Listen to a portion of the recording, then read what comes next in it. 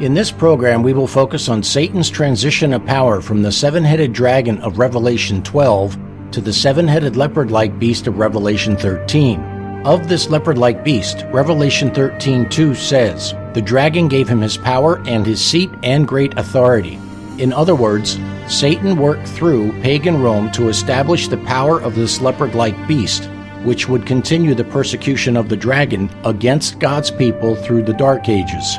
LaBianca, professor of history at the University of Rome, tells us how Satan accomplished this.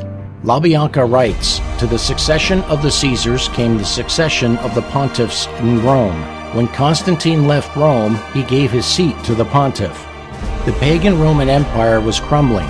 Constantine recognized that soon his empire would be overthrown by the Germanic invasions from the north. Europe was being carved up by these invading armies. So Constantine moved his capital from Rome to modern-day Turkey. He created a new city that he called Constantinople, the city of Constantine. He then gave the seat of his governmental authority in Rome to the Pope of Rome."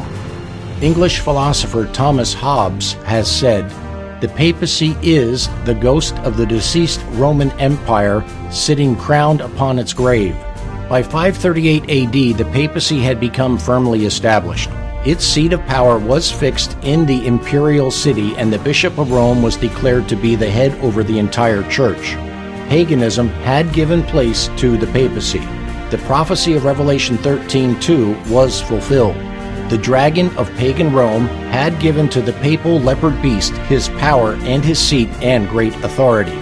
It is interesting to note Jeremiah 13:23 makes a statement concerning a leopard not being able to change his spots. Now, since the dragon gave his power to the leopard, ask yourself, what kind of power did the dragon exercise in the first place? The dragon exercised the power of persecution. Thus, the leopard who inherited the dragon's power would be a persecuting power also, and according to the Bible, he would not be able to change his spots or his character, regardless how he may attempt to disguise himself. Speaking of this leopard, Revelation 13:5-7 says, "And there was given unto him a mouth speaking great things and blasphemies, and power was given unto him to continue 42 months. And he opened his mouth in blasphemy against God, to blaspheme his name and his tabernacle and them that dwell in heaven. And it was given unto him to make war with the saints and to overcome them. And power was given him over all kindreds and tongues and nations."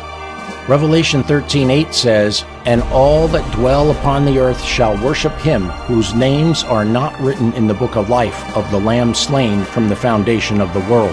Friends, this is serious. The Bible says anyone worshiping or following this papal leopard beast when Jesus returns is in great danger, because the names of those who follow or worship this leopard according to the Bible will not be in the Lamb's book of life. Then Revelation 13:10 says, "He that leadeth into captivity shall go into captivity. He that killeth with the sword must be killed with the sword." In other words, the Bible tells us at the end of the 1260 years of persecution, the papacy would receive a deadly wound. History records the papal beast did receive its deadly wound in 1798 when France, under the leadership of Napoleon's general, marched into Rome and took the Pope captive. This ended papal Rome's political power exactly as the Bible predicted, fulfilling the 1260-year prophecy. Revelation 13:3 also says this deadly wound would heal, and all the world would wonder after the beast.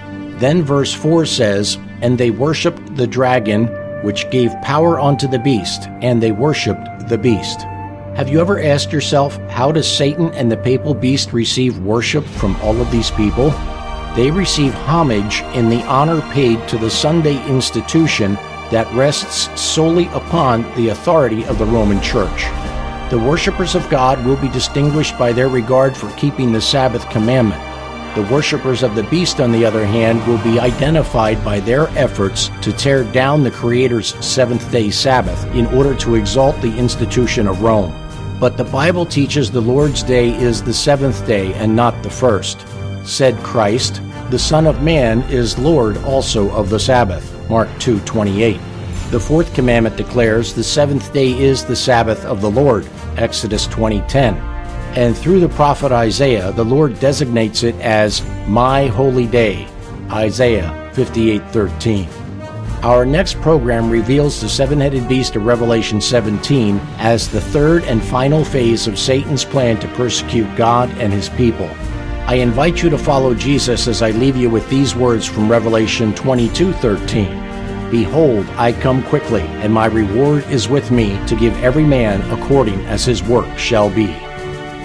To learn more, email stmedia.co@gmail.com with your name and address for the free book, The Great Controversy Between Christ and Satan, available within the continental United States while supplies last.